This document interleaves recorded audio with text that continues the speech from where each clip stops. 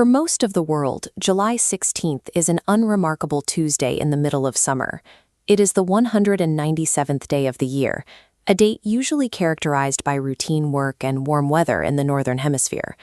We typically view history as a horizontal timeline, moving from year to year. But if we rotate that perspective, the grid pivots into a vertical column representing a single calendar date.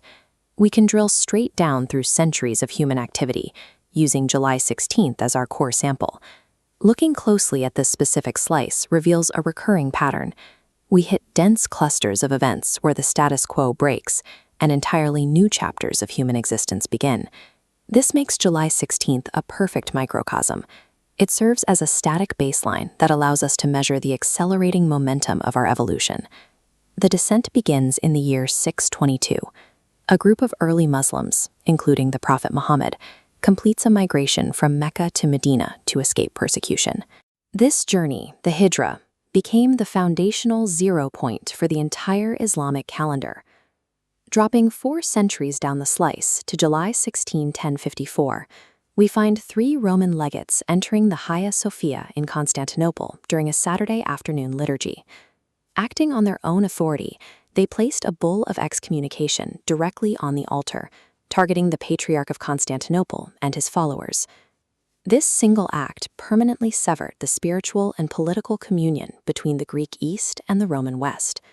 It triggered the East-West schism, formalizing a cultural divide across the Mediterranean that would persist for a millennium. By July 16, 1212, the driver of history shifted to territorial conquest. A coalition of Christian kings defeated Almohad forces at the Battle of Las Navas de Tolosa, marking the decisive turning point in the Spanish Reconquista. Eventually, the engineering of nations moved from the battlefield to the drafting table. On July 16, 1790, the United States passed the Residence Act, a law mandating the creation of a permanent capital. Surveyors mapped these 100 square miles to serve as a deliberate geometric seat of government along the Potomac. This plan represented an Enlightenment ideal, the belief that a nation could be built by design, using logic to define the center of a new republic. Exactly 19 years later, on July 16, 1809, revolutionaries in La Paz declared independence, forming the first independent government in Spanish America. This era was defined by the human obsession with claiming territory and codifying the geopolitical realities of the modern world. In the 20th century, the scale of human capability spiked. On the morning of July 16, 1945, the Manhattan Project reached its violent culmination in the New Mexico desert. The Trinity test was the first successful detonation of a nuclear weapon, marking the dawn of the atomic age.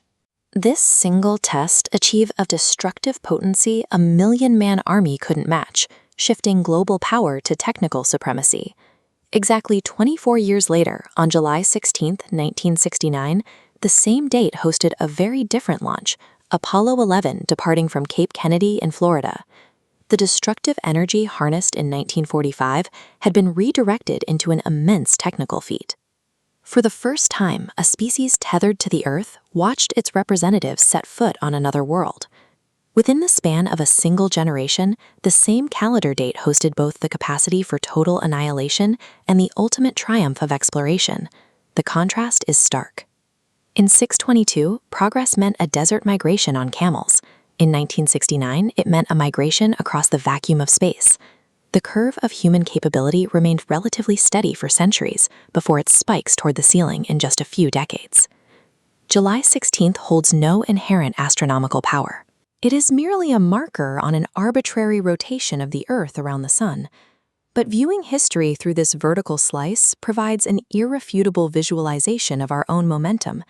It turns the abstract concept of progress into a measurable column of data. If these foundational shifts can occupy the same ordinary day, then any mundane tomorrow has the potential to be the day the world changes.